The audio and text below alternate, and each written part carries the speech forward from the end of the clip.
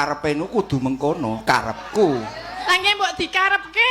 Wong ya menggari mangan lho. Iki wis nang ngarepe lho. Pak. Niki ana greh niku nek tak maem oleh ra, Pak? Entuk. Entone kok ya cerdas kowe. Lu tremen awal-awal.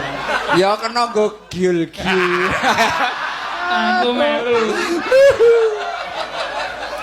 Panjenengan mbok rasa nganggo kono nek cin niat arep mangan mbok gek dipangan rasa dadak taren kono-kono. Gelem. Lah ya saking geleme lho. Wong ya aku iki terus nang arep panjenengan kok ya piye to?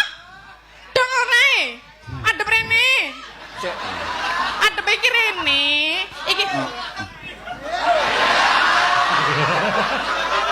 Bolak-balik ngene. sikile iki lurus ora begagah-begagah ngene lho.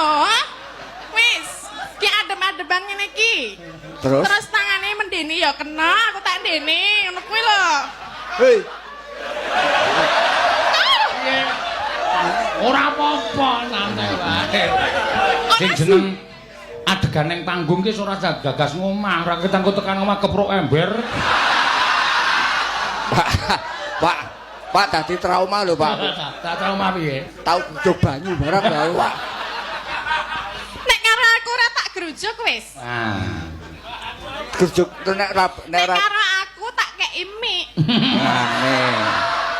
Mie apa? Digaweke maksude ya. Nggih, digaweke mie. Jenengan pengene mimik napa? Kok langsung susu lho. Oh mangko ya. Nek kermenanku kuwi mimik soda. Oh soda. Lah kula ya gadah soda. Napa bir? Oh, mabuk. Santene. Nek hah? Bir kok. Oh, Bir udu pir. Kupinge budek. iki ya kleru. Iki ya kleru. Wong sak rantene kok kudune iki bir udu gir ngono kok. Lah iya. Kowe muni pir kok. Apa? Ya kleru, padha-padha kleru. Ra apa-apa ya kleru, ra apa-apa ya engko dibenakke ya. Iya, engko tak benake. Pripun panjenengan kersa kalian kula? Njaluk ngapura aku ra iso nampa marang kat. Lah sebabe napa? Sebabe napa? Mbok ora majuke mundur-mundur kene lho nang sing padang ben ketok. Ngene, minten. Aku tak kandha marang sliramu. Sejatine aku ki mau diutus karo Kanjeng Rama.